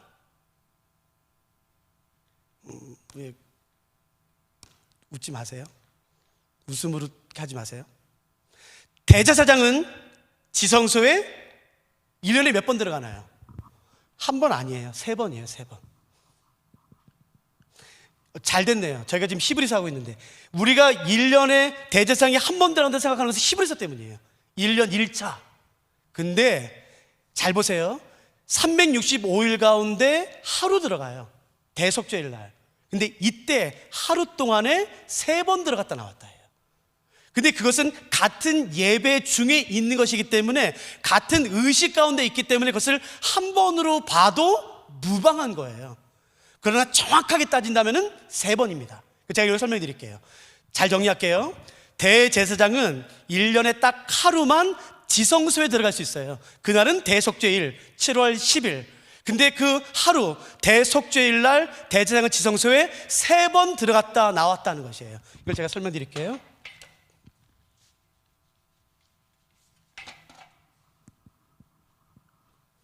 제가 대제사장 하겠습니다. 여기가 지성소예요. 한번 생각해 보세요. 여기가 지성소, 제가 대제사장. 이제 모든 이스라엘 백성들의 죄를 짊어지고 지성소로 들어가기 전에 대제사장이 먼저 해야 되는 것은 뭐냐면은, 그 지성소에 언약궤가 있어요. 우리가 오늘 저녁 때 언약궤 살펴볼 거거든요. 그 언약궤에 하나님이 임하시기 때문에 하나님을 직접 맞닥뜨리면 내가 죽게 돼 있어요. 그래서 미드라시와 미시나 탈무드에 보면 어떻게 되냐면은, 대속죄일 날 대제사장이 들어갈 때에 휘장을 열어 정면으로 못 들어가게 되어 있고, 휘장을 열어서 옆으로, 그러니까 언약궤를 보지 않고 옆으로 개걸음으로 들어가게 되어 있어요. 그래서 어떻게 하냐면은 번제단에서 수술 취해 향을 피웁니다. 향을 피운 다음에 이렇게 가지고 들어가서 휘장을 열고 언약궤 보지 말고 들어간 다음에 그 지성소에 들어가서 계속 향을 피워요. 왜요? 이제 하나님이 거기 나타나실 것이기 때문에 하나님과 내가 직접 만나뜨리면 죽어요. 그래서 하나님과 나 사이를 연기로 가리는 거예요. 이해되셨죠? 그래서 그 향을 언제까지 피우냐면은 언약궤의 끝에 그룹의 날개 끝이 보이지 않을 때까지, 즉 연기가 자욱할 때까지 향을 피운 다음에 그 향을 지성소에 내려놓고 이제 나오는 것이에요. 자, 한 번이죠? 그러니까 한 번 들어가는 건 아니에요. 자, 2번째, 이스라엘 백성의 모든 죄를 짊어지고 대제사장이 지성소에 들어가기 전에 먼저 해야 되는 것은 뭐냐면은 대제사장의 죄가 있으면 대제사장이 죽어요. 그러니까 자기의 죄를 먼저 용서받아야 돼요.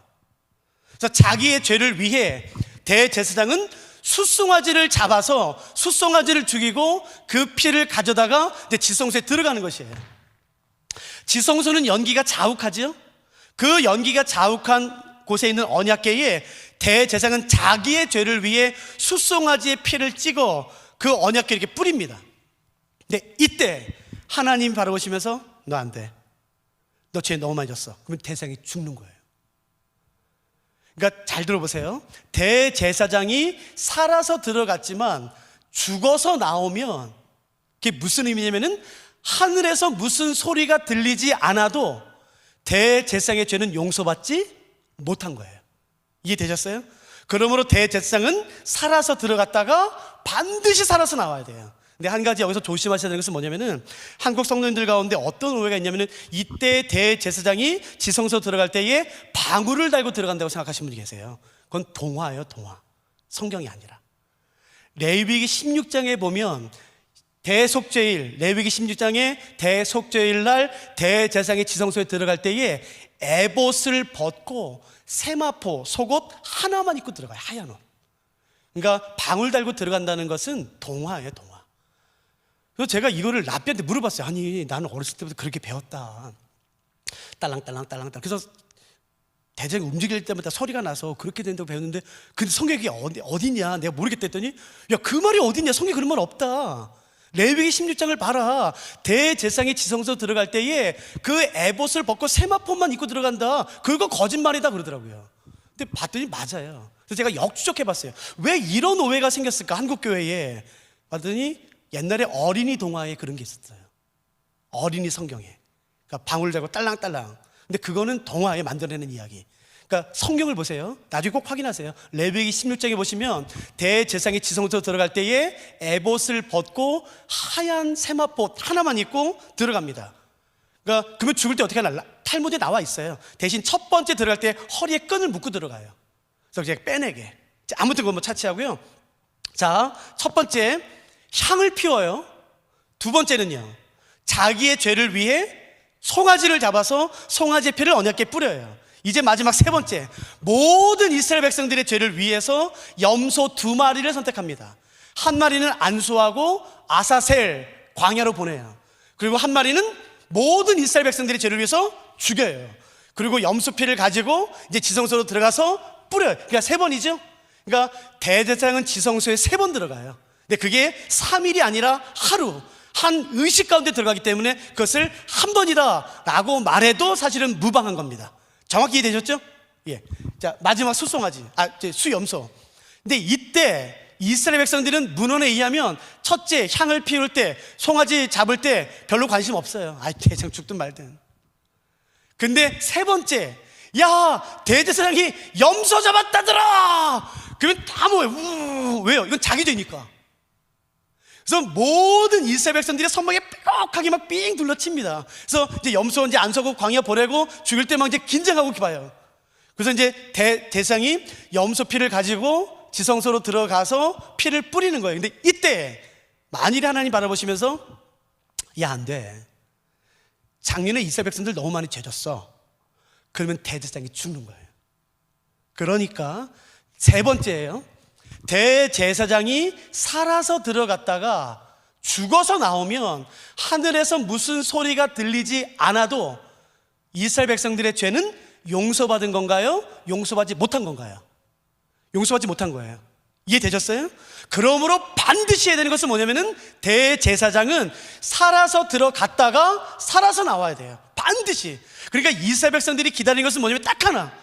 뭐 어떻게든지 상관없어요. 그러니까 대제사장이 살아서만 나오면 되는 거예요. 나오면. 근데 문헌에 의하면 반시간이라고 되어 있어요. 반시간. 그러니까 대제사장이 염소의 피를 가지고 지성소에 들어갔다가 나오는 시간이 반시간, 약 30분 되어 있습니다. 그러니까 그 30분 동안 이스라엘 백성들은 숨죽이고 기다리는 것이에요. 20분, 25분, 28분, 29분, 29분 40초, 어떻게 돼? 29분 55초, 30분. 근데 대제사장이 안 나와요. 32분, 33분, 대제사장이 안 나와요. 왜 안 나오지? 37분, 안 나와요. 죽었나? 야, 나봐봐. 야, 대제사장 사는 죽었나 들어봐. 알았어. 조용히 좀 해. 조용히 해. 소리가 안 들려. 들려. 들려. 살았어. 근데 41분, 42분 안 나와요. 야, 다시 들어봐봐. 대장 죽었나? 조용히 좀 해. 조용히 좀. 살았어. 근데 왜 안 나오지? 47분, 48분쯤 되려고 하는데 갑자기 성막문이 확 열려요. 우와! 아니요. 바람 때문에 성막문이 열린 거예요. 왜 안 나오지? 49분, 51분, 갑자기 잘 들어보세요. 그러니까 느낌을 보세요. 52분이 되는 순간 갑자기 대제사장의 살아있는 발이 성막문을 향해서 갑자기 쑥 나왔어요. 그럼 어떻게 될 것 같으세요? 이스라엘 백성들이 그 발을 보고 환호성을 지른다고요. 대제사장이 대속죄일 날 살아서 지성소에 나오는 것 자체가 뭘 의미하냐면요, 이제 지난해에 지었던 이스라엘 백성들의 모든 죄가 용서받았다는 것을 의미하는 것이에요. 이해되시겠어요? 잘 됐어요. 우리가 지금 저녁에 히브리서 하니까. 이거 제가 히브리서 말하지 않고 그냥 지금 말할게요. 히브리서는 이것을 말하는 것이에요.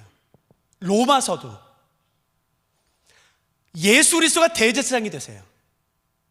그래서 예수 그리스도가 대제사장이 되셔서 그를 믿는 모든 사람들의 죄를 끌어안으시고 하나님이 지성소로 들어가시는 거예요. 그러나 첫째, 인간 대제사장은 죄인이기 때문에 하나님과 자기 자신을 연기로 가릴 필요가 있었어요. 그러나 예수 그리스도는 하나님 자신이기 때문에 자신을 연기로 가릴 필요가 없어요. 두 번째, 인간 대제사장 아론은 죄인이기 때문에 모든 사람들의 죄를 짊어지기 전에 자기의 죄를 먼저 용서받아야 돼요. 그러나 예수님은 하나님 자신이시기 때문에 자기를 위해 제사를 드릴 필요가 없어요. 그래서 히브리서는 뭐라고 하면 그래서 단번에라고 말하는 거죠. 단번에는 한 번에를 의미하는 게 아니에요. 이 기가 막힌 말입니다. 예수가 하나님이라는 뜻이에요. 그 단번에라는 말에는 예수는 하나님이시기 때문에 향이 필요 없습니다. 향으로 가릴 필요가 없어요. 송아지로 자기 자신을 위해서 제사를 드릴 필요가 없어요. 그래서 염소의 피를 가지고 단번에 들어갈 수 있어요. 그러나 대제사장 되신 예수 그리스도는 짐승이 필요하지 않으시고, 놀랍죠, 자기 자신의 생명과 피를 직접 들고 예수님이 대제사장이 되셔서 지성소로 들어가신 거예요. 그게 바로 십자가입니다. 이해되셨어요? 그러니까 예수 그리스도께서 모든 사람들의 죄를 짊어지시고 대제사장이 되셔서 자신의 피로 십자가에서 죽으신 다음에 곧바로 승천하시면 안 돼요. 십자가에서 죽으신 다음에 율법을 완성하시기 위해서는 반드시 한 가지를 하셔야만 합니다. 그게 뭘까요? 이스라엘 백성, 대속죄일 날 이스라엘 백성의 죄가 언제 용서되었다고 선언되나요? 무슨 행동을 통해? 대제사장이 살아서 나오는 것이에요. 그러므로 십자가에서 죽으셨던 예수 그리스도는 반드시 하셔야 되는 일이 있어요. 그게 뭐겠습니까? 그게 부활입니다. 부활.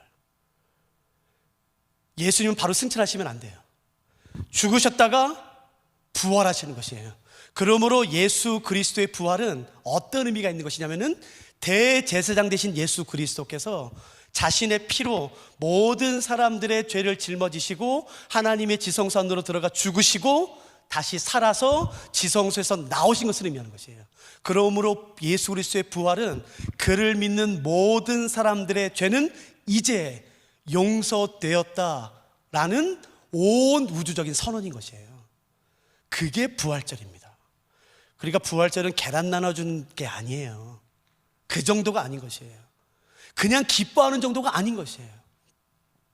여러분, 1년 동안 어떤 사람들은 뭐 돈 많은 사람들은 제사 드릴 수 있어요. 근데 제사도 또 죄 짓는다고요. 대속죄는 뭐냐면요, 지난해에 지었던 모든 죄를 한 번에 용서받는 날이에요. 가장 중요한 날. 그때 이스라엘 백성들이 기다리는 건 오직 하나, 성막 문 제일 아래만 봐요. 아래만. 뭘 보겠습니까? 대제사장의 발을 보는 거예요. 발. 그 발이 성막문을 열고 밀치면서 나올 때 그때 그 가슴 벅참을 한번 생각해 보세요. 와 하면서 막 옷을 집어 던지고 모자를 던지고 막 환호성을 지른다고요. 그게 대속죄일이에요. 그리고 그게 부활이고, 그러므로 예수 그리스도는 율법을 폐하러 오신 것이 아니라 율법을 완성하러 오신 것이에요. 만일 예수 그리스도께서 죽으시고 곧바로 승천하셨다면 우리 같은 이방인들, 성경을 모르는 사람들은 예수를 믿겠지만 유대인들은 절대 믿지 않습니다. 이 말씀이 이해가 되신다면 한번 잠깐만 성경 한번 확인하고 마칠까요? 로마서 4장입니다. 이것은 전통적으로 난해구절로 여겨졌지만 그렇지는 않아요. 난해구절이 아니라 레위기 16장을 이해하면 너무나 당연하고 뻔한 말씀입니다. 로마서 4장 25절 말씀을 읽어드릴 테니까 이 밑줄을 그으세요. 제가 설명해 드리겠습니다. 로마서 4장 25절. 예수는 우리가 범죄한 것 때문에 내줌이 되고, 내줬다는 말이 무슨 말인가요? 죽었다는 뜻이죠. 비유법으로. 왜요? 범죄 때문에요. 예수는 우리가 범죄한 것 때문에 내줌이 되고, 그 다음이 제일 중요하죠. 또한 우리를 의롭다 하시기 위하여 살아나셨느니라.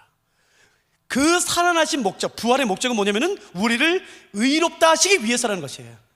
이 말씀이 이해되시죠? 하나만 더요. 고린도전서 15장, 그 유명한 부활장. 고린도전서 15장 17절 말씀입니다. 이 말씀도 난해구절이라고 말하지만 그게 난해구절이 아니에요. 이해가 되나 보세요. 제가 읽겠습니다. 15장 17절. 그리스도께서 다시 살아나신 일이 없으면, 그러니까 부활이 없으면이죠, 너희의 믿음도 헛되고, 이 다음이 중요합니다. 너희가 여전히 어디 가운데 있나요? 죄 가운데 있어요. 예수님이 십자가에 죽으셨는데도요? 예, 이게 맞아요. 그러니까 우리의 구원은 십자가에서 시작이 되어 부활에서 완성되는 거예요.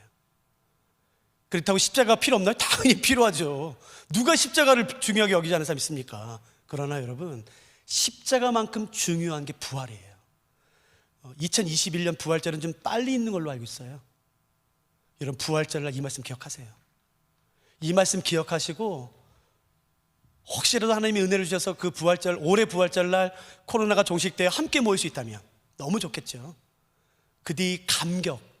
야, 근데 내 죄가 용서받았다. 예수 그리스도께서 그 죽음에서 살아나심으로 말미암아 하늘에서 무슨 소리가 들리지 않아도 이제 예수님을 그리스도로 믿는 모든 사람들의 죄가 용서받았다라는 것이 여러분 내 귀에만이 아니라 온 우주에 하나님이 선포하신 것이에요. 온 우주에 누구도 변개할 수 없도록, 누구도 다시 고소하지 못하도록 온 우주에 선언하신 날이 바로 부활절인 것이에요. 그러니까 그것을 이해하기 위해 필요한 것이 바로 레위기 16장. 그러니까 이게 레위기의 꽃입니다. 여기까지 하시면 어떨까요? 제가 기도하고 마칠게요. 사랑하는 하나님, 우리에게 하나님의 귀한 말씀을 허락해 주셔서 얼마나 감사한지 모릅니다. 우리가 주께 요청하지 않았음에도 불구하고 우리가 죄인 되었을 때 먼저 우리를 아시고 사랑하시고 주와 원수 되었을 때 먼저 우리가 손을 내미셔서 우리를 그 처참한 죄악에서 건져주셔서 감사합니다. 그리고 나의 죄가 용서받았다고, 이제 다 사해졌다고, 내가 의롭게 되었다고 그 죽음에서 다시 부활해 주셔서 감사합니다. 그 부활의 주님, 그 생명의 주님, 내 주 예수 그리스도, 우리가 그분에 대한 바른 믿음을 가질 수 있도록 도와주시고 견고한 믿음을 가질 수 있도록 도와주시옵소서. 하나님, 사랑하는 수지 선한 목자 교회에 주의 말씀에 대한 계시를 물붓듯이 부어주셔서 하나님 바른 진리 가운데 교회가 계속해서 든든히 서갈 수 있도록 축복하여 주시옵소서. 하나님, 이곳에 오는 모든 사람들이 하나님의 말씀과 사랑에 빠지게 하시고 하나님의 말씀을 주야로 즐거이 묵상하는 자가 되게 하시고 여호와를 기뻐하는 자가 될 수 있도록 도와주시옵소서. 감사합니다. 사랑하는 예수 그리스도의 귀하신 이름으로 함께 기도드렸습니다. 아멘.